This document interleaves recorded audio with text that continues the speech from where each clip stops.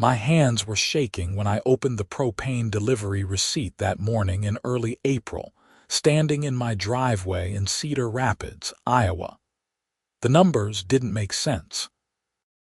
According to my calculations, I should have had at least 40% of my tank remaining from the October fill-up, maybe even 50% given how mild the winter had been. Instead, the delivery driver had just filled what he said was a nearly empty tank. I stared at the paperwork, doing the math in my head over and over. I lived alone in my modest 3-bedroom ranch on Maple Grove Drive.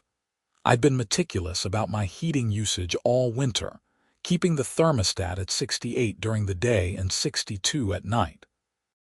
My propane-powered furnace was only 5 years old and ran efficiently. The hot water heater was new too. There was absolutely no way I should have burned through 380 gallons in 6 months unless someone else had been using my propane.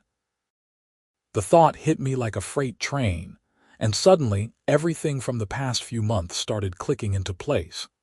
The strange footprints in the snow near my tank that I'd dismissed as animal tracks. The faint smell of gas I'd occasionally noticed when taking out the trash. The way my neighbor, Patricia Kendrick, had seemed oddly interested when I'd mentioned getting my tank filled last fall. Patricia was the president of our homeowners association, a position she'd held with an iron fist for the past 7 years. She was 52 years old with that distinctive Karen haircut, blonde highlights, shorter in the back, longer and aggressively angled in the front. She drove a white Escalade with a live, laugh, love bumper sticker, and had made it her personal mission to enforce every single HOA rule with the enthusiasm of a prison warden. I'd moved into the neighborhood 3 years ago, and Patricia had been a thorn in my side from day one. She'd cited me for having my trash cans visible from the street 15 minutes before the designated time. She'd sent me a violation notice because my mailbox post was weathered oak instead of colonial oak. She'd even tried to fine me because she claimed my grass was a 1/4 inch too long, though I'd proven with actual measurements that it was well within the regulations. But stealing propane, that seemed extreme even for her. I walked around to the side of my house, where my 500-gallon propane tank sat on a concrete pad, partially hidden by a decorative fence that met HOA standards. The tank itself was about 10 feet from my property line, which meant it was also only about 15 feet from Patricia's house. Her home was a sprawling 2-story colonial that she'd painted an aggressive shade of cream that she insisted was historically appropriate, despite our neighborhood being built in 1987. Kneeling down by my tank, I examined it more carefully than I ever had before. The main valve looked normal, but then I noticed something I'd never paid attention to. There was a second valve on the opposite side, the side facing Patricia's property.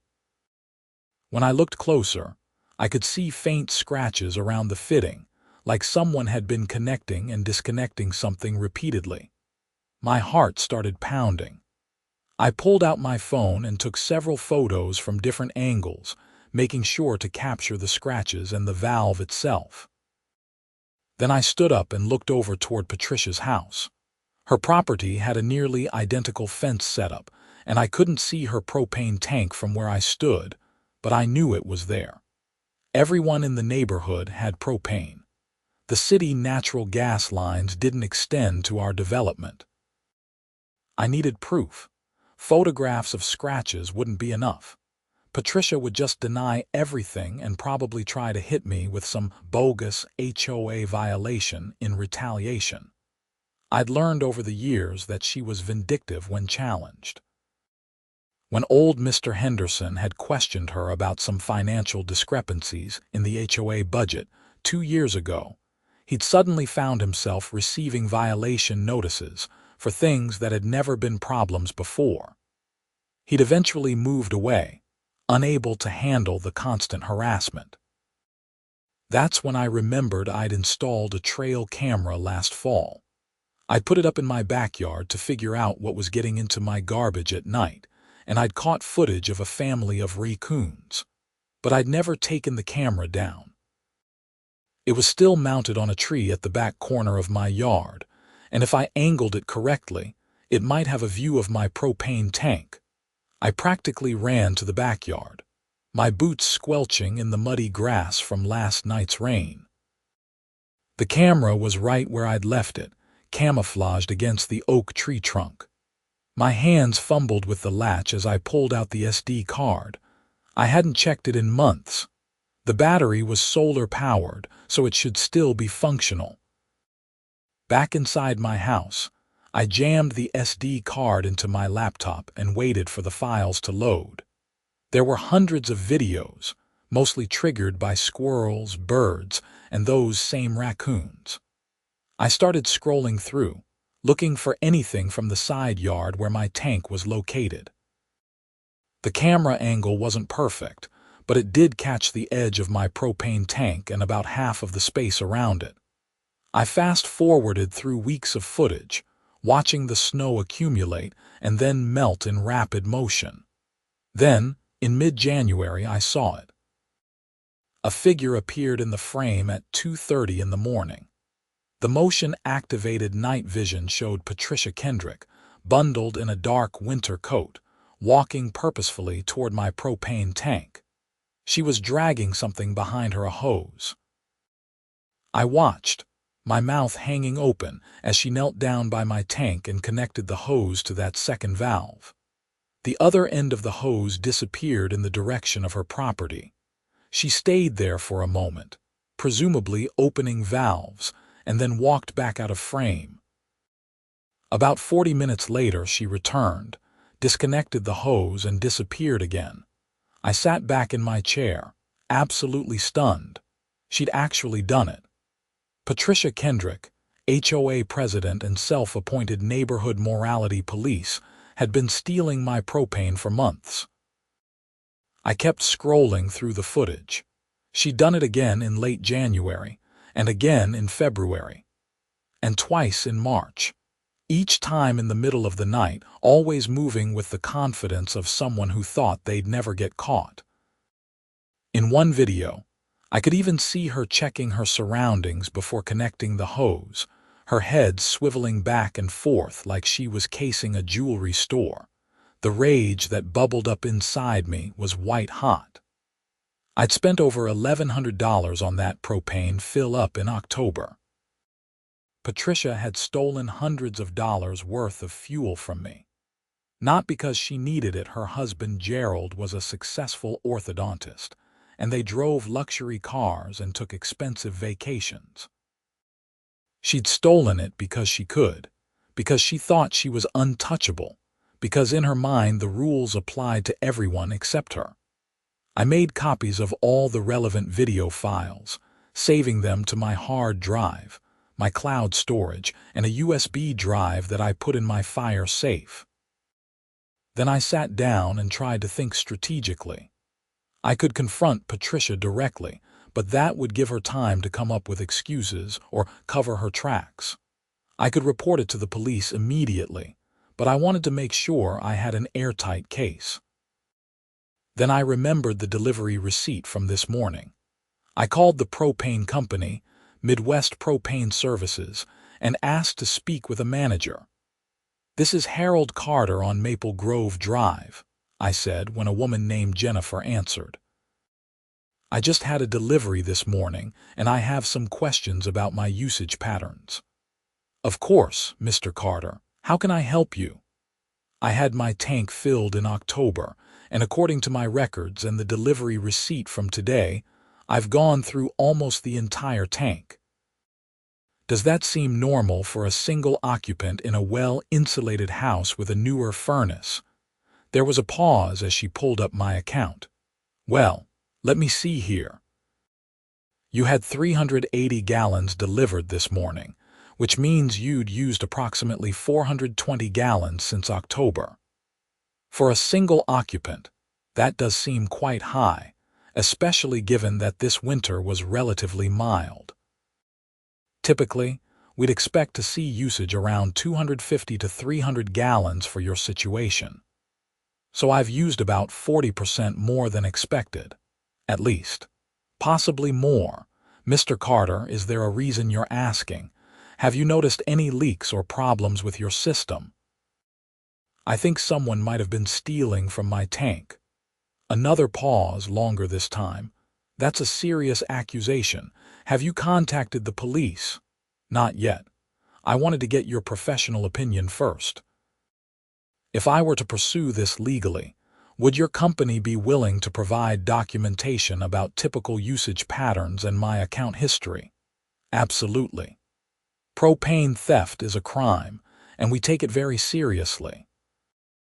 If you need us to provide expert testimony or documentation, we'll fully cooperate with law enforcement. I can send you a detailed usage analysis report by email this afternoon if that would help. That would be perfect. Thank you, Jennifer. I hung up feeling more confident. I had video evidence, expert testimony from the propane company, and a clear motive. Patricia was cutting costs at my expense. But I still wanted more before going to the police. I wanted to know exactly how much she'd stolen and whether she'd done this to anyone else. That afternoon, I did something I'd never done before.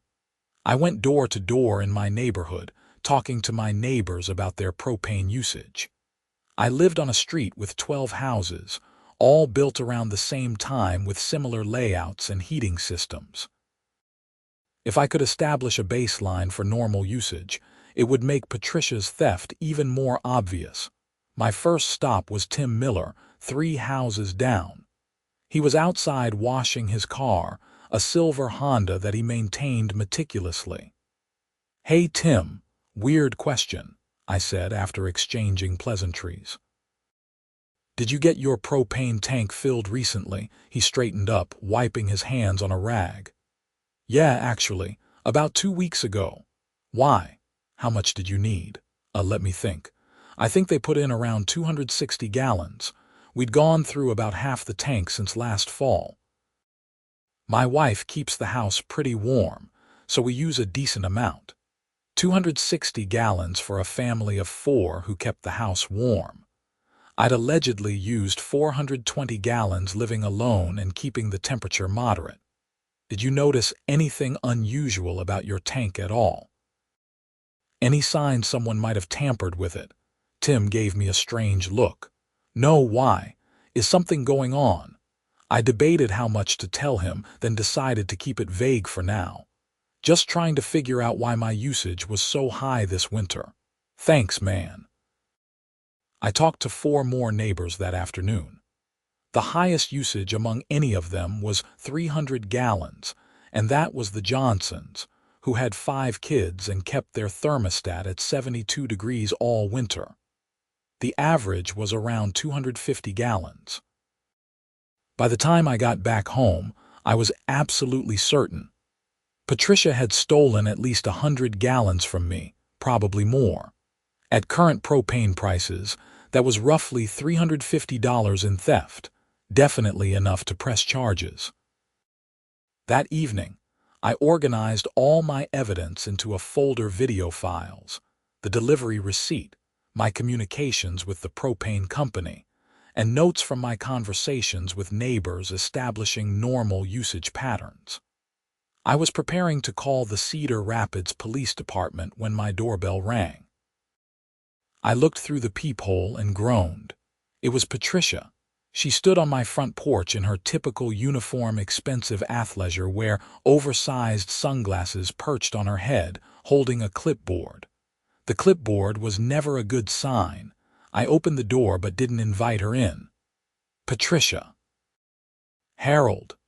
She said my name like it tasted bad. "I'm here on official HOA business. There have been complaints about your property."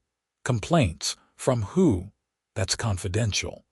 However, I'm required to inform you that your front lawn is showing signs of neglect.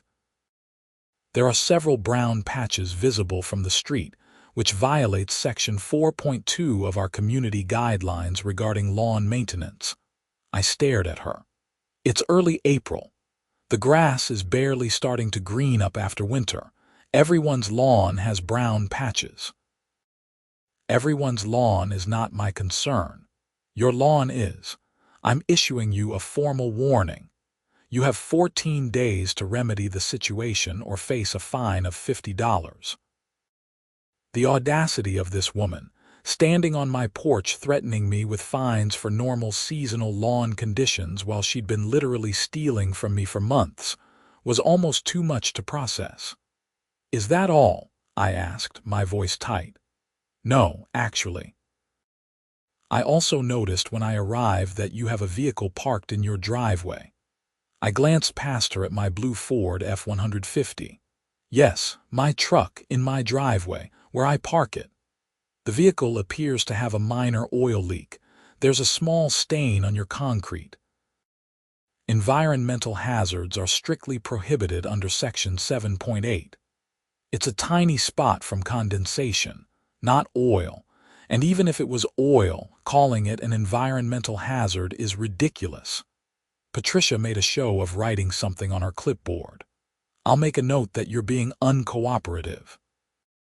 That will be included in my report to the HOA board." Something snapped inside me. I'd been planning to go to the police quietly, to handle this through proper legal channels without confrontation. But having her stand there, threatening me with her petty power games while she was the one who'd committed an actual crime, was too much. "You want to talk about violations, Patricia?" I said, my voice low and controlled. "Let's talk about Section 12.4 of our HOA bylaws, the one that says board members must act with integrity and honesty in all dealings with homeowners." Her expression flickered, just for a second. "I don't know what you're implying." "I'm not implying anything. I'm telling you that I have video evidence of you trespassing on my property multiple times over the winter and stealing propane from my tank." The color drained from her face. "That's absurd. I would never." January 15th at 2:30 a.m. January 29th at 3:15 a.m. February 10th at 1:45 a.m. I rattled off the dates and times from memory. "You connected a hose from my tank to yours and transferred my propane to your tank. I have it all on video, Patricia. Clear footage with night vision showing your face." She opened her mouth, closed it, then opened it again. "You're lying. You're making this up to deflect from your own violations." "Am I? Because I also have documentation from the propane company showing that my usage was 40% higher than it should have been. I have expert testimony ready to go. I have photos of the tampering marks on my tank valves, and I have a police report I'm about to file. You can't prove anything." But her voice had lost its authoritative edge. She sounded scared. "I can prove everything. The question is, what are you going to do about it?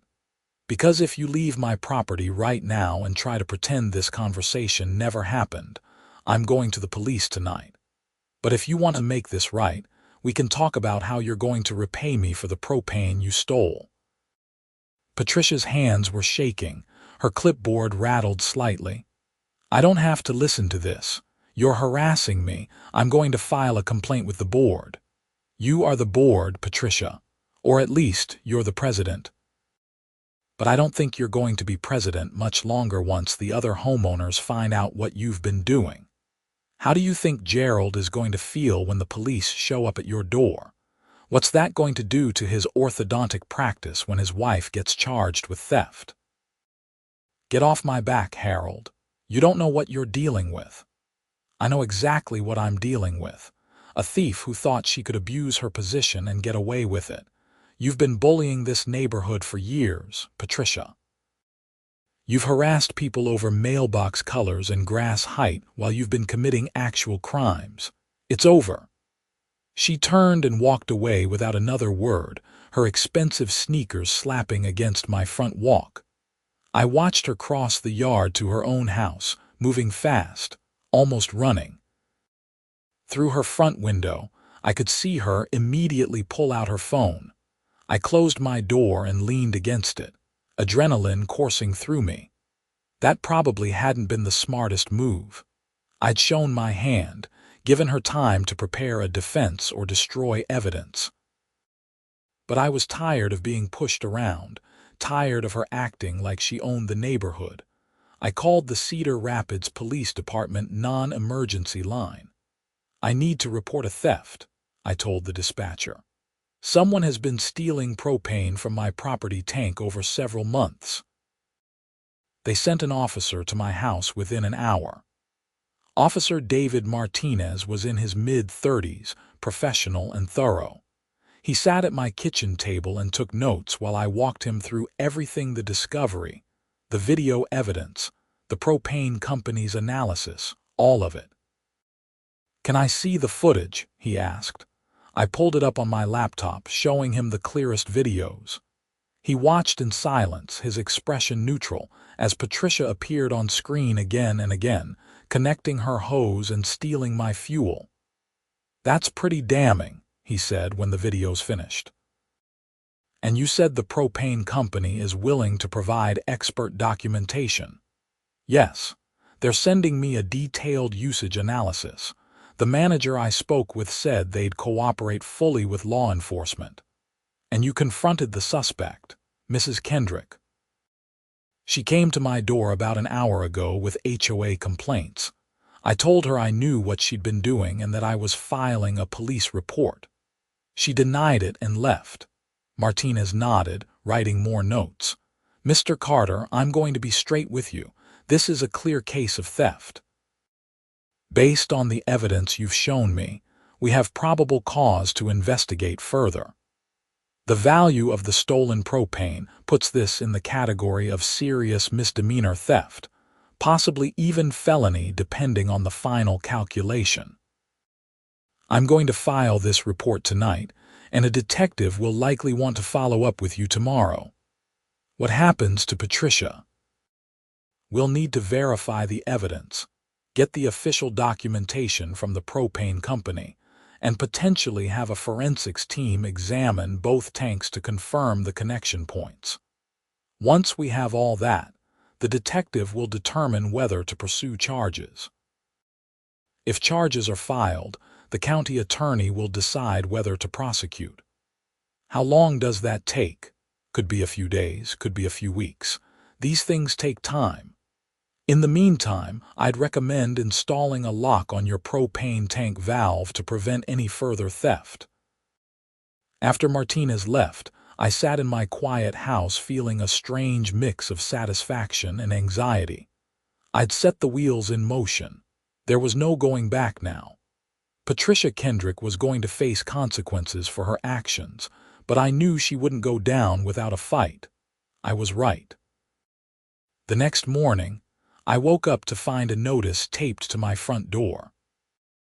It was from the HOA, signed by Patricia, informing me that I was being fined $200 for harassment of board members, and that an emergency board meeting had been called to discuss my pattern of aggressive behavior toward association leadership. I took a photo of the notice and emailed it to my lawyer. Yes, I'd gotten a lawyer. After Officer Martinez left last night, I'd called someone I knew from work, Bethany Chen, who'd recommended her sister Rachel. Rachel Chen had listened to my story over the phone and agreed to represent me for any HOA-related retaliation, which she assured me was coming. "People in positions of petty power rarely give it up gracefully," she'd said, "especially when they're caught doing something wrong. Document everything, don't engage with her directly anymore, and forward me any communication you receive." The emergency board meeting was scheduled for that evening at the community center. I wasn't required to attend, but I wanted to be there to see what Patricia would do. I showed up at 7 p.m. to find the small community center room packed. Word had apparently spread through the neighborhood that something big was going down. Tim Miller was there, along with the Johnsons, the Hendersons who'd come back for this, and at least 20 other homeowners I recognized. Patricia sat at the front table with the other two board members, Donna Wright and Michael Foster.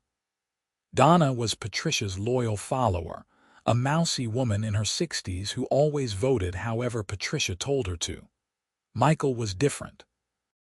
He was a retired accountant in his early 70s who'd been on the board longer than Patricia. He had a reputation for fairness, and I'd always suspected he didn't particularly like Patricia's authoritarian style. Patricia called the meeting to order, her voice shaky but trying to maintain authority. "Thank you all for coming. We've called this emergency session to address a serious matter. One of our homeowners has engaged in harassment and threatening behavior toward a board member." "That's me she's talking about," I said loudly from the back of the room. "I'm Harold Carter, and I confronted Patricia yesterday about stealing propane from my property tank." The room erupted. Voices overlapped, people turning to each other in shock and confusion. Patricia banged a gavel on the table. "This is exactly the kind of disruption we're here to address. Mr. Carter has made wild, unfounded accusations. They're not unfounded," I interrupted. "I have video evidence of you trespassing on my property and connecting a hose from my propane tank to yours, multiple instances over several months. I've filed a police report, and there's an active investigation." Michael Foster sat up straighter. "Patricia, is this true?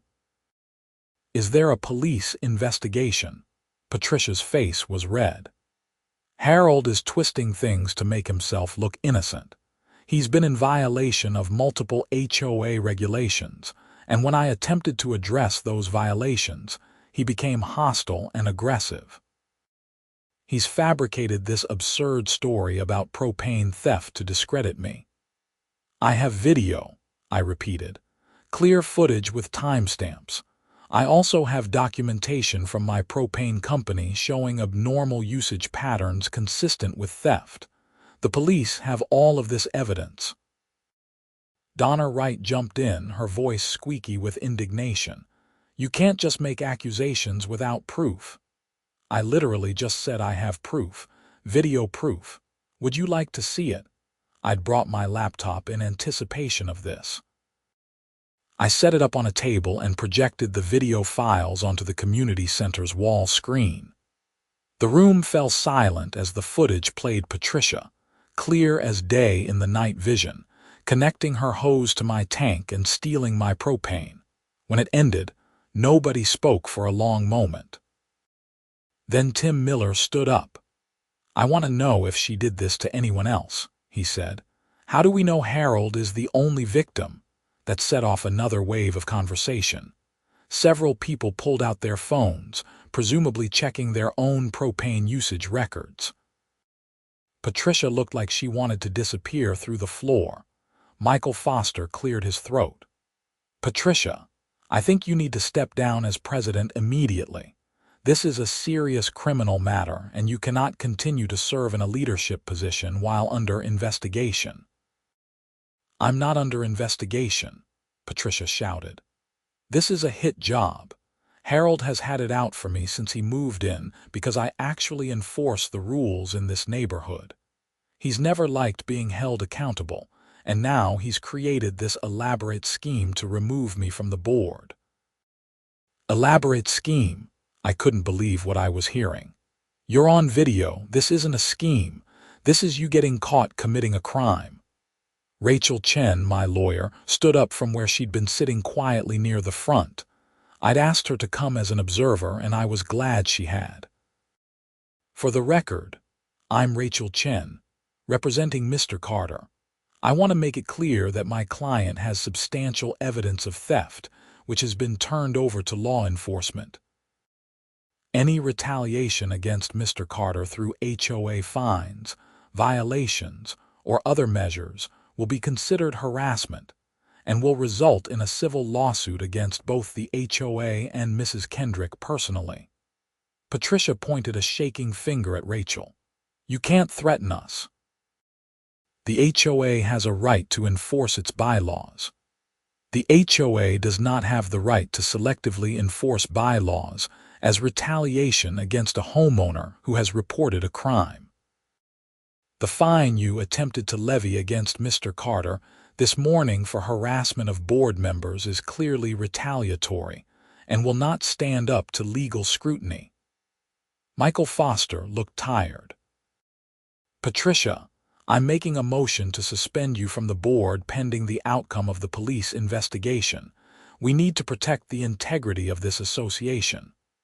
I second that, said a voice I didn't recognize. A woman in her 40s near the front of the room had stood up. All in favor? Michael asked.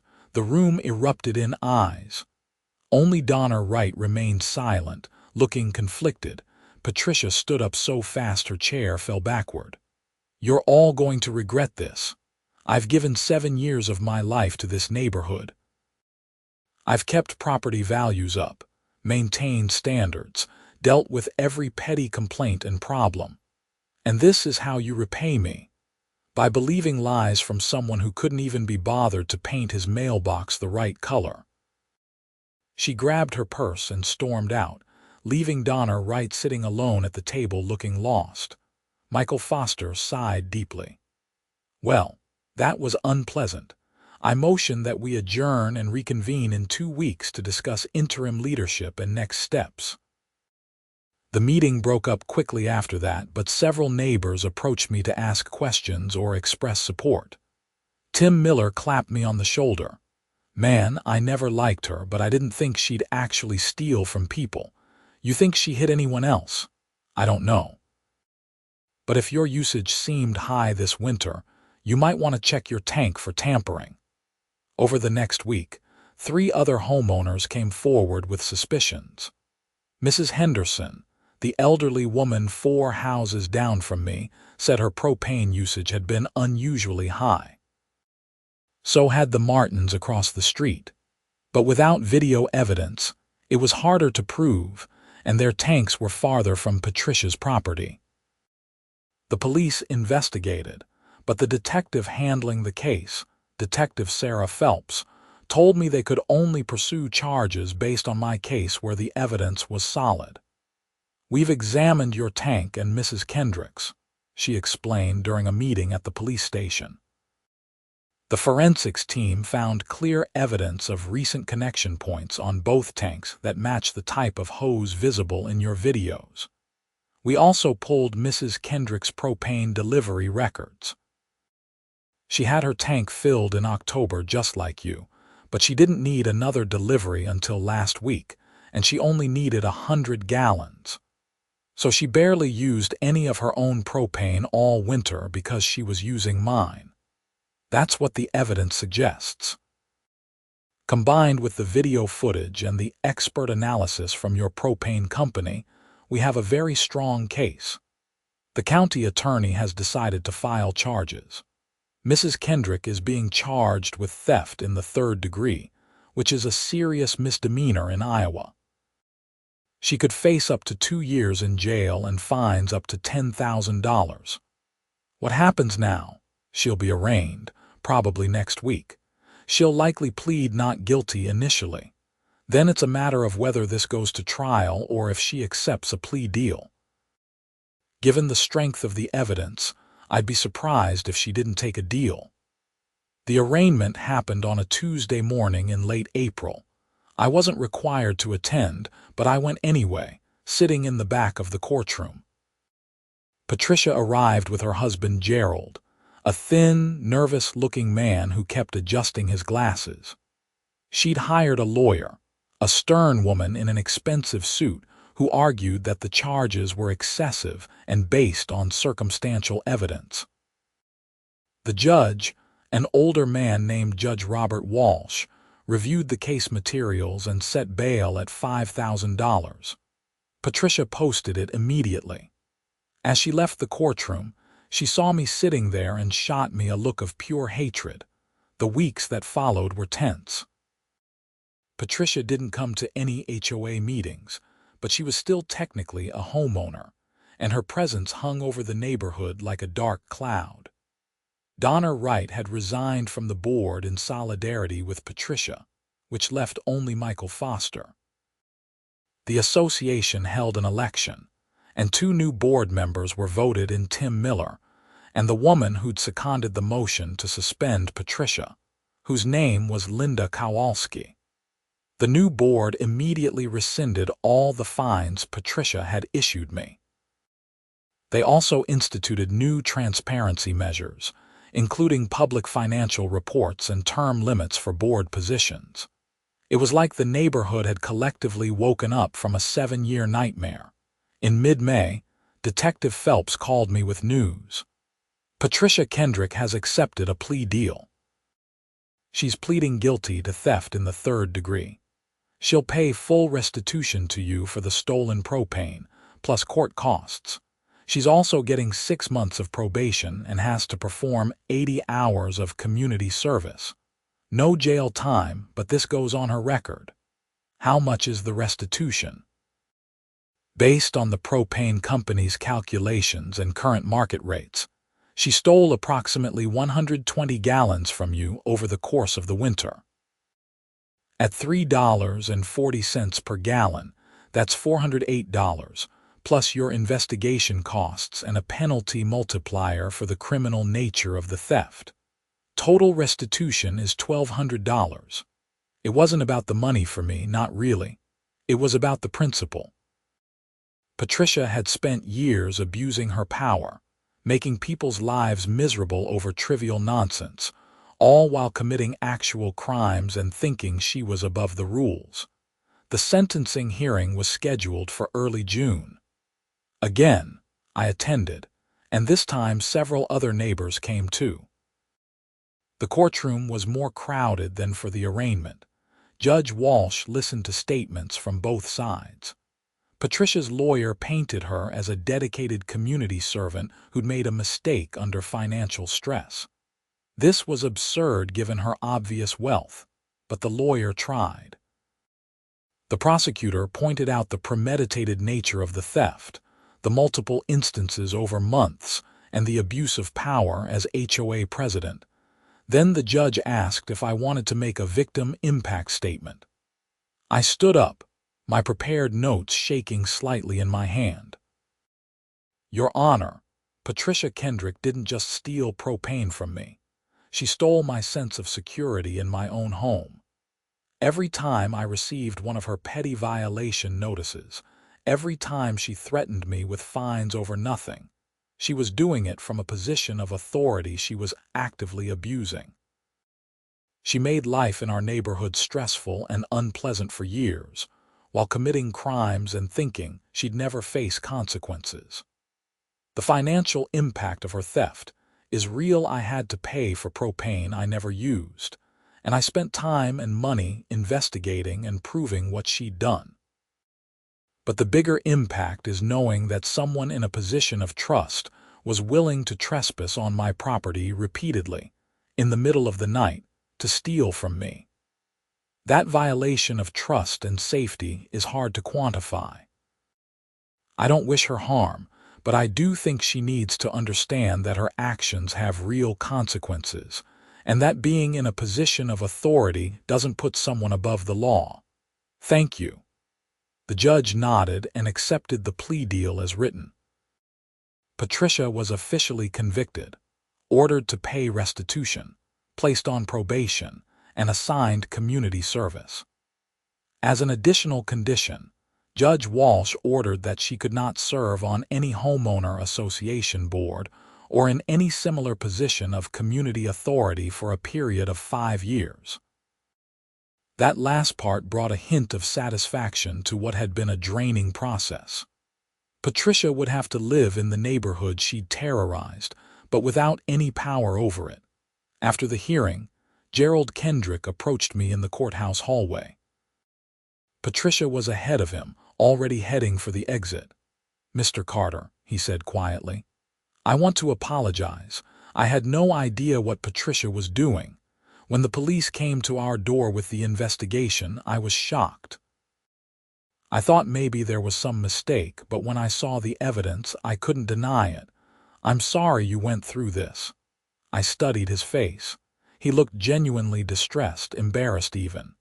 "Did you know about the HOA stuff, how she treated people?" I knew she took it seriously, but I didn't realize how far she'd taken things. I work long hours at the practice, and I let her handle all the neighborhood stuff. That was a mistake. Yeah, it was, but I appreciate the apology. He nodded and walked away, shoulders slumped. I almost felt bad for him. Almost. The restitution check arrived 2 weeks later. $1,200, made out from Patricia Kendrick's personal account. I deposited it and used half the money to install a locking valve on my propane tank and a better security camera system. The other half I donated to the local community center, where our HOA meetings were held, earmarked for facility improvements. Summer in the neighborhood was different that year. Without Patricia's constant enforcement of petty rules, people relaxed. Yards still looked nice. Most people took pride in their homes, but there was no fear hanging over every small imperfection. The new board, under Michael Foster's guidance, focused on actual community issues like road repairs and neighborhood events, instead of mailbox color enforcement. I saw Patricia occasionally, usually getting into her Escalade or checking her mail. She never looked at me, never acknowledged my existence. Gerald had started doing the yard work, which he'd apparently never done before. Their house looked a little less pristine than it used to, a little more like a normal home instead of a showpiece. In July, I was outside installing a new garden bed along my front walk when Linda Kowalski came by walking her dog. "Looks good, Harold," she said, admiring my work. "You know, we've had 3 new families express interest in buying into the neighborhood in the past month. Word's gotten around that we're under new management, so to speak. Property values are actually up. That's ironic." Patricia always claimed her strict enforcement was protecting property values. Turns out people would rather live in a community where they're not constantly afraid of their HOA than one where the mailbox paint has to be perfect. "Who knew?" she grinned. Her dog, a golden retriever named Biscuit, sniffed my flowers enthusiastically. "How's your propane situation?" Linda asked. "No more mysterious usage?" "Nope. My tank's locked up tight now, and my usage has been exactly what the propane company predicted it should be." Funny how that works when nobody's stealing from you. We chatted a bit more about neighborhood business, and then she continued her walk. I went back to my gardening, enjoying the warm summer evening. A few weeks later, I was grabbing my mail when I noticed Patricia outside her house, supervising 2 men loading furniture into a moving truck. My first thought was that they were finally leaving the neighborhood, but then I realized they were only taking some items, not everything. Gerald came out of the house carrying a box. He saw me and walked over. "We're downsizing," he explained without me asking. "Selling the house. It's too much space for us anyway, and after everything that happened, Patricia doesn't want to live here anymore." "Where are you moving?" "We found a condo in Marion. No HOA, just a simple management company that handles maintenance. Patricia thought that would be better. I bet she did." "Well, good luck with the move." "Thanks. And Harold, for what it's worth, I think what Patricia did was wrong. I'm glad you held her accountable. She needed that wake-up call, even if she won't admit it." They listed the house the next week. It sold in 10 days to a young couple with a baby, the Parkers. I met them when they came to look at the neighborhood, and they seemed friendly and normal. When I told them about the HOA's recent changes, they were relieved. "We almost didn't consider neighborhoods with HOAs because we'd heard horror stories," Mrs. Parker said. "But this seems reasonable. Normal community stuff, not crazy rules about everything." "It's gotten much better recently," I assured her. "Welcome to the neighborhood." The Kendricks moved out in early September. I happened to be home when the moving truck pulled away for the last time. Patricia got into her Escalade without looking back at the house she'd lived in for over a decade. Gerald followed in his Mercedes. And just like that, they were gone. The neighborhood threw a block party that weekend, something we'd never done while Patricia was in charge. Someone set up a grill. Kids ran around playing, and people actually talked to each other without worrying about who might report them for having their trash cans out too early. Tim Miller found me by the drinks cooler. "You know, you did this neighborhood a huge favor. Not just by catching Patricia, but by being willing to stand up to her. Most of us just tried to fly under the radar and avoid her wrath." "I just got tired of being pushed around," I said. And when I realized she was actually stealing from me while threatening me with fines for nonsense, something snapped. Well, I'm glad it did. This is the first neighborhood event we've had in years that actually feels like a community instead of a prison yard. As fall approached and the weather cooled, I scheduled my propane delivery for the season. The same driver who'd come in April pulled up, a friendly guy named Rick, who'd been making deliveries in the area for 15 years. "Mr. Carter," he said as he connected the hose to my tank. "Jennifer asked me to tell you that your usage numbers are looking normal now, right in line with what we'd expect. Yeah, I solved my theft problem. We heard about that. It made the rounds at the company.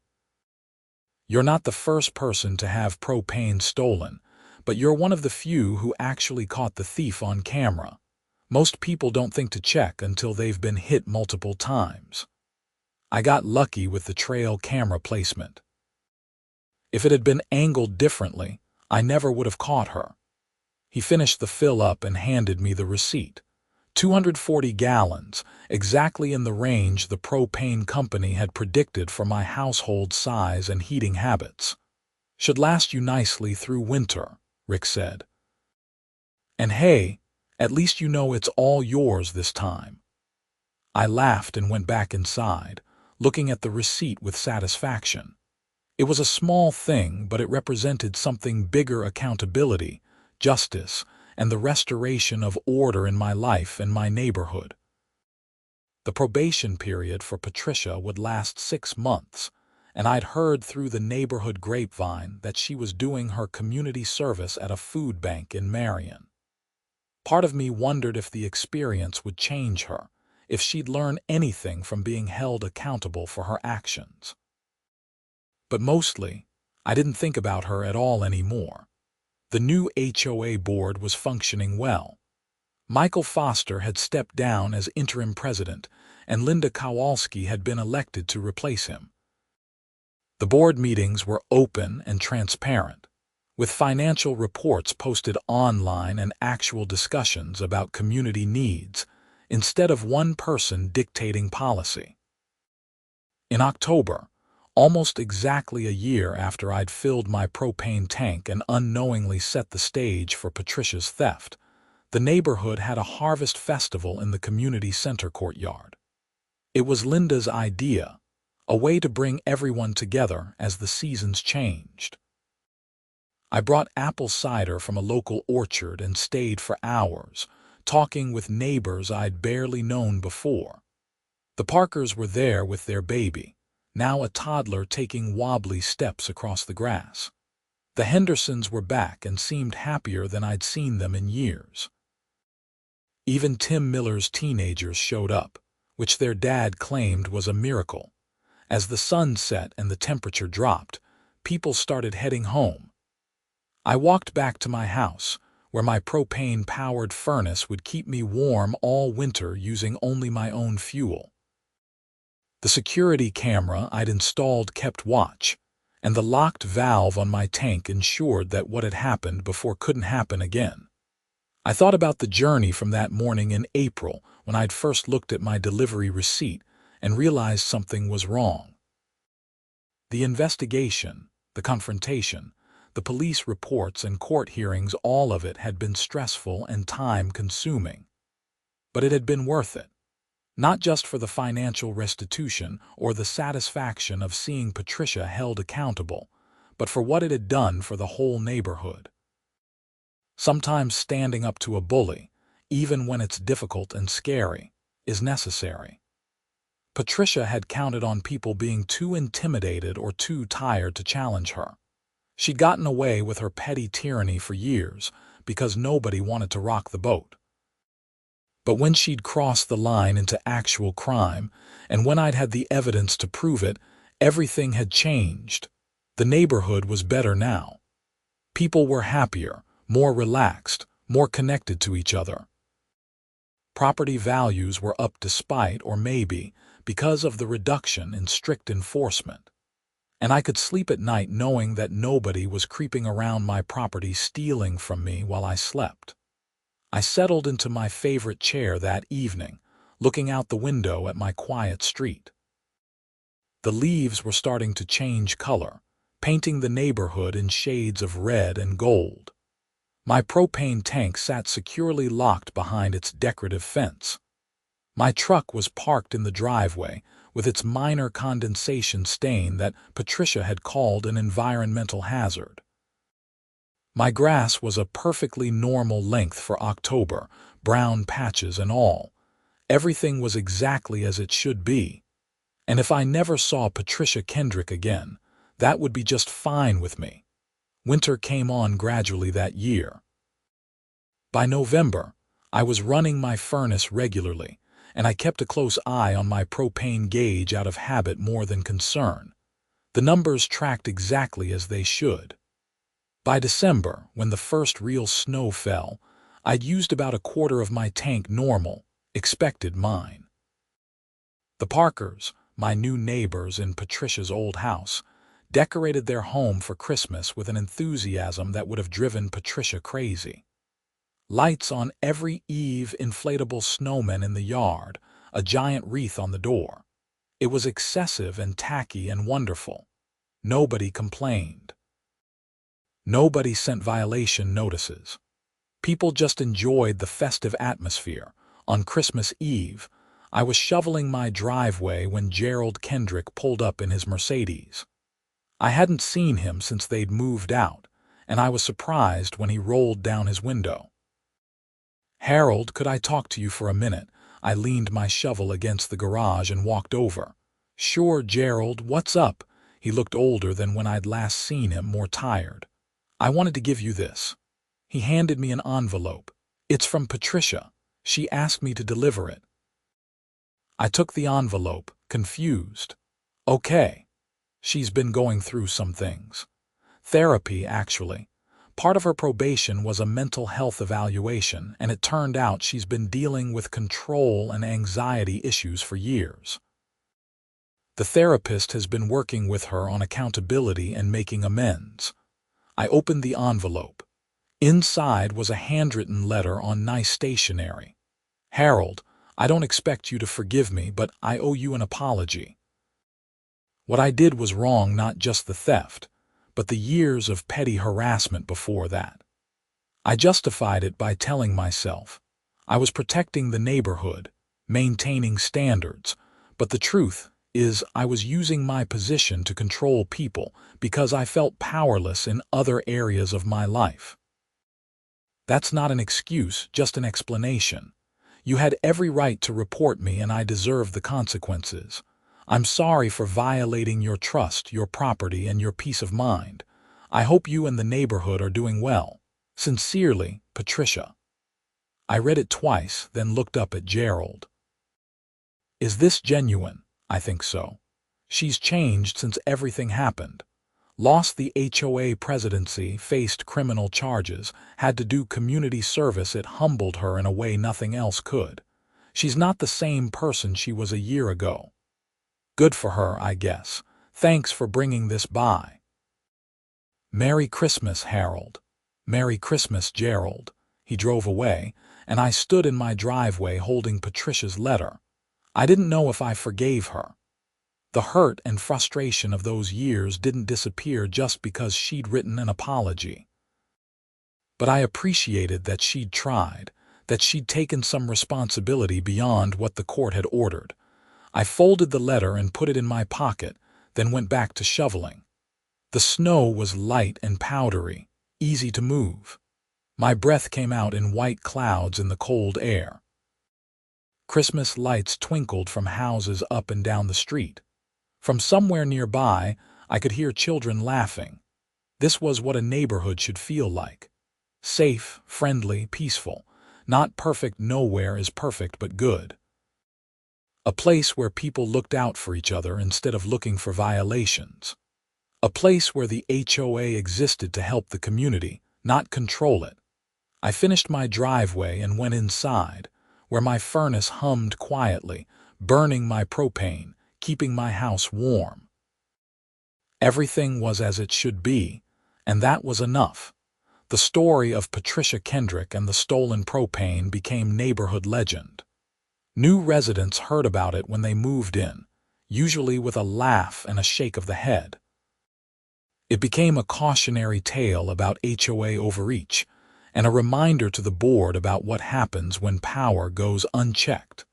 Linda Kowalski served 2 years as HOA president, then stepped down to let someone else have a turn. The neighborhood instituted rotating leadership, term limits, and regular audits. The association became what it was supposed to be: a way to manage shared resources and maintain the community, not a tool for one person's power trips. As for me, I stayed in my house on Maple Grove Drive, kept my grass at a reasonable length, painted my mailbox whatever color I wanted within the guidelines, and never worried about my propane tank again. The lock I'd installed stayed secure, the camera kept recording, and my usage stayed exactly where it should be. Years later, when people ask me about the whole situation, I tell them it taught me something important. Documentation matters, standing up to bullies matters, and sometimes the most mundane things like a propane delivery receipt can change everything. I'd gone from being harassed over minor violations to catching a thief, transforming a neighborhood, and proving that accountability applies to everyone, even HOA presidents who think they're untouchable. And every time I got my propane tank filled, every time I looked at that receipt showing normal, expected usage, I smiled. Because those numbers represented more than just fuel consumption. They represented justice, fairness, and the simple satisfaction of knowing that the person who'd stolen from me had faced real consequences, and that the neighborhood we all called home was better for it. That spring delivery receipt that had exposed Patricia's theft had been worth more than the $1,200 in restitution. It had been worth everything.